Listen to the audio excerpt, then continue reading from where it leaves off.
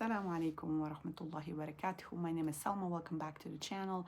If you're here for the first time, we talk about all things related to raising, building healthy Muslim families, raising Muslim kids, anything that comes up in our daily lives. How do we manage and how can we do better? How can we keep our standards high? And how can we thrive as Muslim mothers rather than just survive? Okay, that's kind of the vibe of the channel.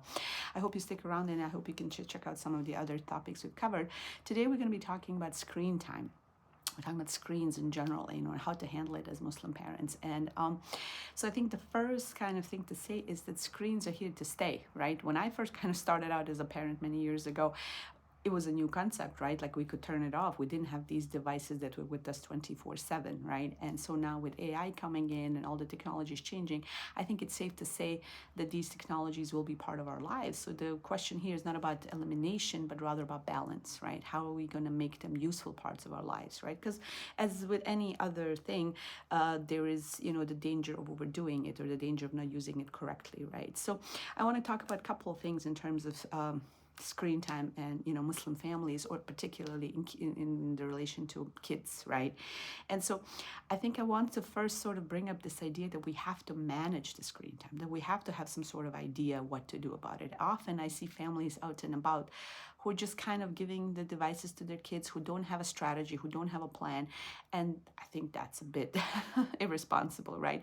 I'm not saying we're going to get it perfect every time, and there's going to be struggles and there's going to be problems, emerging that we're going to have to deal with as the technologies are changing. But I think we should come up with some strategy. We should come up with some ideas on how we want to handle this, right? So we need to have a conversation as a family. So the first starting step, as with any of these kind of things, is that you and your spouse kind of have a conversation. What is our vision in terms of our family and how do we want to balance screen time? Okay.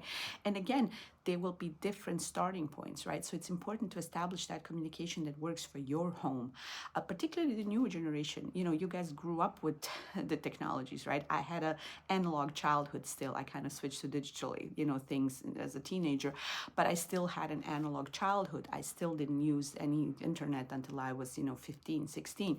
And so I still remember those things. But the newer generation will have an entirely different blueprint. You guys are the generation, that grew up with the internet. So your starting point will be different. So you and your spouse need to get on board.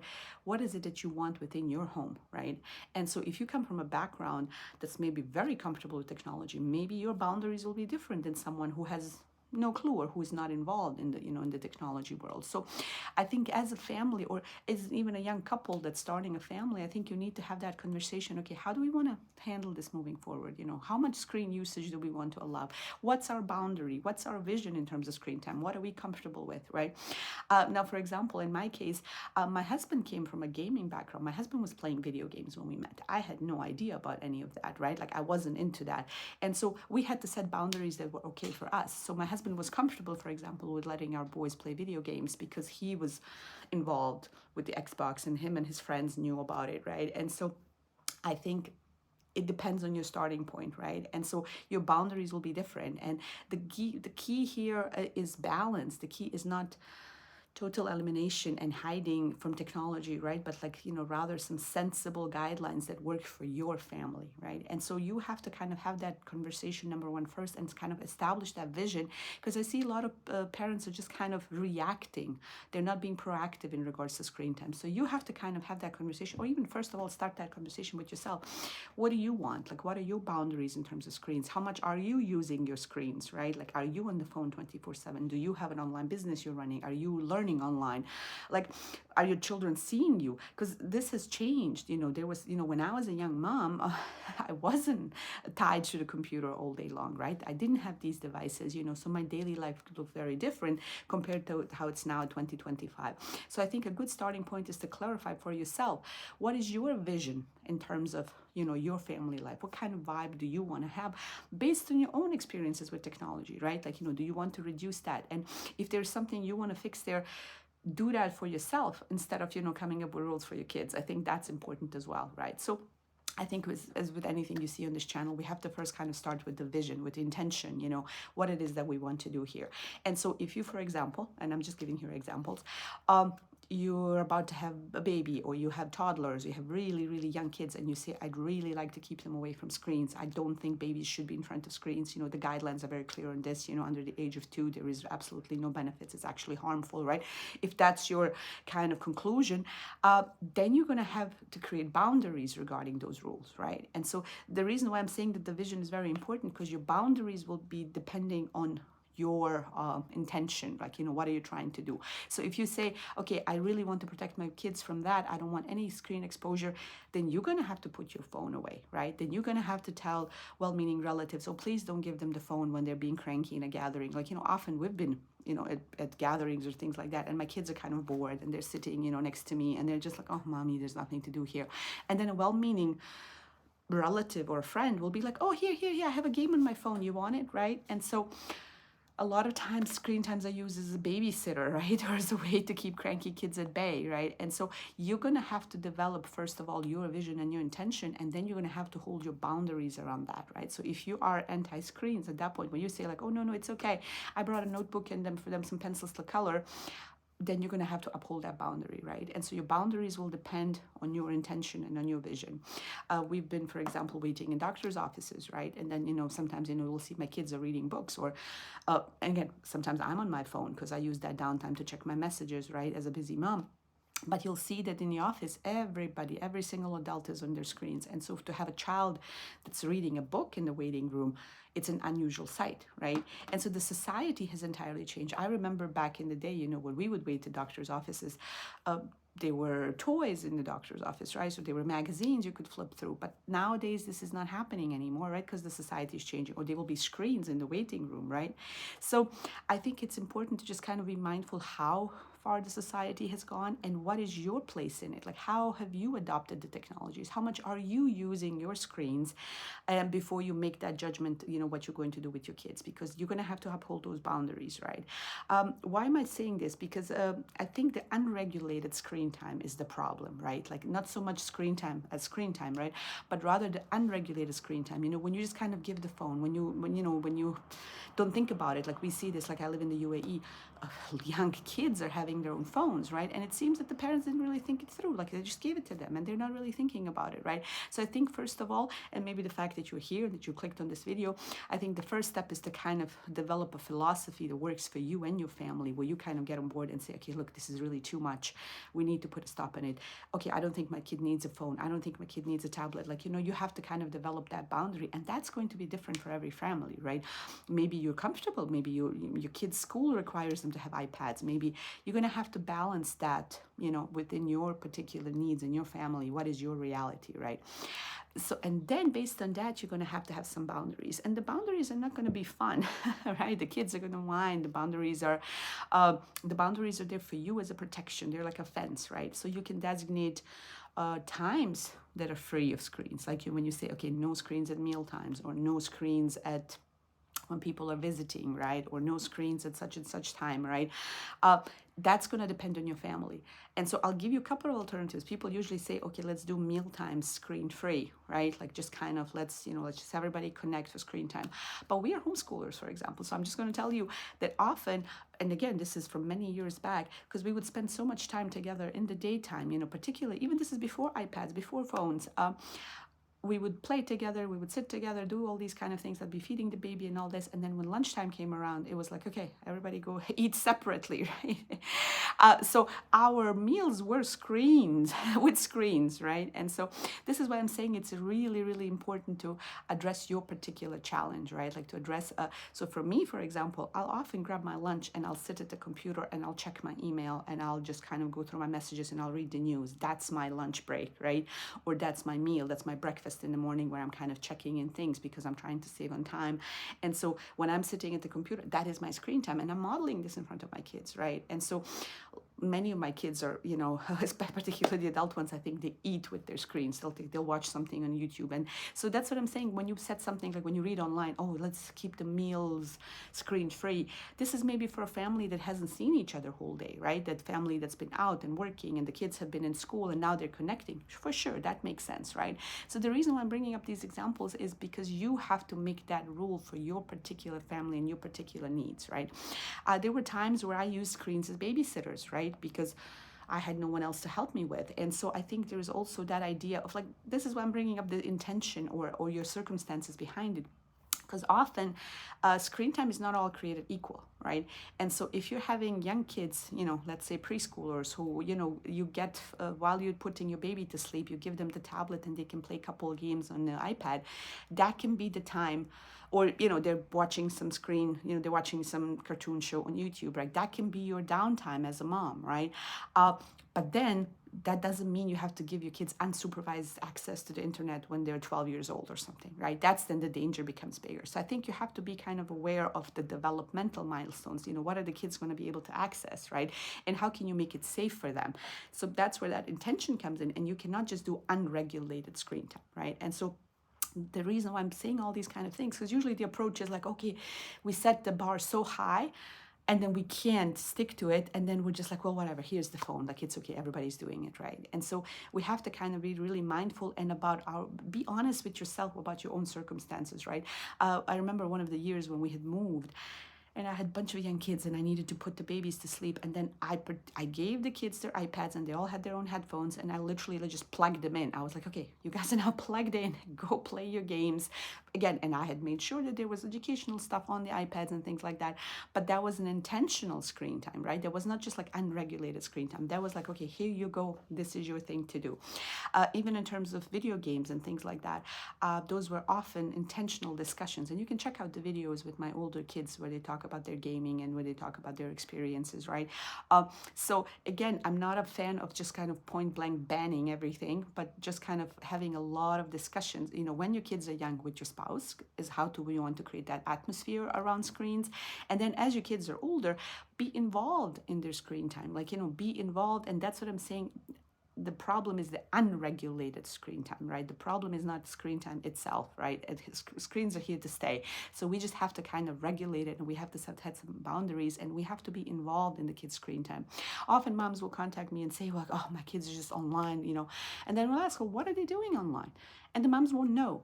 And so that's the unregulated bit. So you should kind of know what they're doing, right? Like you should be involved. They should not have unsupervised screen time, depending on their ages. So like if they're young, you give them access to only certain things. As they're getting older, my kids have access to YouTube, for example, and I don't have a problem if they're looking up stuff on YouTube, but the YouTube search history has to stay open, right? Like we have to know what they're up to on YouTube, because again, they can click on things, and they also have to know that everything that you post online or everything that you want to do online, it's pretty much game. Everybody knows that in the world, right? Like whatever you do online, it's kind of public news. So because especially when you have a device in front of you, you kind of get that sense, oh, this is private, like, I can just do whatever. So we do a lot of open big screens, a computer in the living room kind of thing. Like, we don't do like devices in your own bedroom, And so I think the issue here is really the regulation of screens rather than the, utter banning of screen. And so once you kind of have that intention and vision, how you want screen time to look like in your family, that's the first step, the intention and the vision. The second part are the boundaries that you're going to communicate around that screen time. What is that going to look like in your family? Okay, the boundary can be, we're not buying a phone for a 10-year-old, or, we're not doing a smartphone. My kids got their smartphones when they're 16, almost 17 years of age, right? I'm okay with iPads, for example, right? Or you can say, oh, I'm okay with the big screen, or I'm okay with video games with Bob, but I'm not okay with online video games, right? Or you can set that boundary depending on your circumstances and depending on your comfort level with technology, right? So if you're savvy, for example, we were steering the kids to play Xbox because my husband was familiar with Xbox. We didn't know PlayStation or something like that, right? So again, you can steer the kids towards the things that you're comfortable with, so you can supervise better, right? So you can kind of know what's going on and you can be involved. But the key here is involvement. The key here is knowing what they're following, what they're watching. What are they reading? Because all these things, particularly online, have very specific communities, right, that develop based on their interests, right? And so you want to know, you want to monitor that kind of exposure, what kind of rabbit hole are the kids going to go down? And particularly, I want to say with like kids that are like 6 to 16, right? 6 to 16 is that vulnerable time. I think with young kids, it's just more the effects on their brain and on their physiology, and they get really cranky and these kind of things. But from the age about 6 to 16, it becomes about content. What are they accessing online, right? And so you have to then be comfortable with monitoring and filtering, right? Like you have to be monitoring what they're doing, filtering it, and having that conversation that this is not, if children are going to be curious, they're going to be want to googling things, they want to be clicking on the next thing. And we have to also recognize this is a very powerful technology that all these companies are putting millions and millions of dollars to keep us hooked, right? And so it's not a child's weakness, like they're just doing what everybody else is doing, right? So we have to kind of have better defense systems, right? So we have to keep having these discussions in our home. Like it's not a once and a done kind of thing. Like it's a lot of adjusting to these kind of things. So you can set some hard, rules in place. Okay, no devices up till a certain age, or no devices in these rooms. You cannot take, computers and stuff to your room. It has to be out in the open. You can set limits in terms of time. Okay, 30 minutes only. After that, everybody's cranky, or, and we have done a variety of these things. We have done unlimited screens, we have done 2-hour screens, we have done play this level until such and such time, then we're going to take it off. Then we have taken iPads and everything, we've gone screen free totally, for large chunks of our lives. So also be flexible, right? Because rules are going to be changing, and your ability to parent is going to be changing. So sometimes you will need these screens, especially if your kids are young, to maybe babysit, and that's okay. And then sometimes you're going to be like, okay, I'm in a better place now. I can give them more focus and more of my attention, so like we can put the screens away. Which brings me to the, almost last point that I want to kind of say here. What are your alternatives to the screen time? Okay, so I think that's also something that people forget. So who is going to babysit your kids? Like, who is going to help your kids when they have nothing to do? Do your kids have activities that are going to keep them occupied if they're not using screens, right? Like, do you have toys that they can play with? Do you have, are you taking them places? Are you taking them out in nature? So I think we set ourselves up for failure if we're like by ourselves in an apartment, we have nothing set up, and then we're feeling guilty that our kids are on screens, right? Like, we have to kind of set up the alternative. Okay, let's do into nature. Let's do family hikes. Let's do park dates. Let's go to the desert, to the beach, wherever your locality is, right? What's the alternative? How are we going to keep the kids occupied, right? And a lot of times kids, do screens, or particularly online, interactions, is because they're lonely, because they have no one in real life they can interact with. Like, that's their social outlet, right? And we have to ask ourselves as adults, how are we using our screens, right? And so I think in 2025, a lot of the parents are quite young themselves, and they grew up on screens, and they know the dangers, and they know how it's affecting them. So I think we can have better discussions in terms of what we want to do with our kids, how we want to benefit, from the screens, and where do we want to draw the line, right? And so we want to protect the basics. We want to protect our salah. We want to protect our sleeps, right? Like, we don't want to be on our devices, late at night. We want to turn it off. We want to use beneficial time, and then how many times we're just mindlessly scrolling. But that also can be, if you're tired, if you had a long day, can you allow yourself to just mindlessly scroll because it's part of your downtime? And then you can kind of say, okay, but when I'm awake, I'm going to put my phone away, and I'm not going to do it right?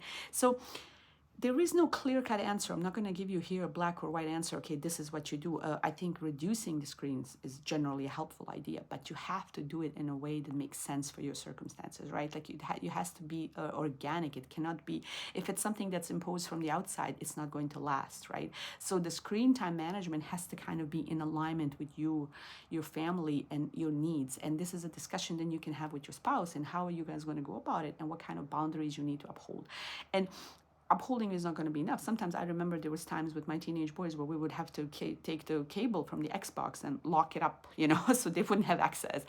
There's going to be kids pushing boundaries. There's going to be kids wanting to access things, kids hacking, parental controls, all these kind of things. And I think the question is then, okay, so what is so appealing about this screen time? How can we duplicate it? What are these kids needing? How can we supervise better? Are they getting in trouble? Where is the line that we're drawing here, right, as parents? So it's a very dynamic and flexible discussion, and that's going to depend on your circumstances where you're at in life, if you have really, really young ones. And so it's a discussion about intention, it's a discussion about boundaries, and it's a discussion about screen time alternatives, like what are you offering as an alternative. And then there's discussion about monitoring and filtering and being involved in their online world, right? Like being part of that online world. Bring it out, ask them what they're watching, what is their favorite YouTube videos, are they sharing the reels they're watching with you, are you involved, do you know what their interests are they YouTubing, which YouTube channels are they following. Like these are the discussions we need to be having in our homes, right? Not just like, okay, get off the screen, it's so bad. And and so you can set your own boundaries depending, where your comfort level lies and what your stage of life is, right? I don't think there's any harm in using screens as babysitters if that's what you need at this time, but I think it has to be regulated. And when you feel like it's gotten out of hand and it's become unregulated, I think the key here is the unregulated bit. It's time to rein in, shorten the reins, so to speak, and kind of get back to basics. Okay, so this was just kind of a general overview of my philosophy about screens. I hope this helps, and if you guys have any questions, put it in the comment section down below, and then we'll try to maybe address more specific questions and concerns regarding screen time. All right, I hope this helps, and inshallah I'll see you in the next video. Assalamu alaikum wa rahmatullahi wa barakatuh.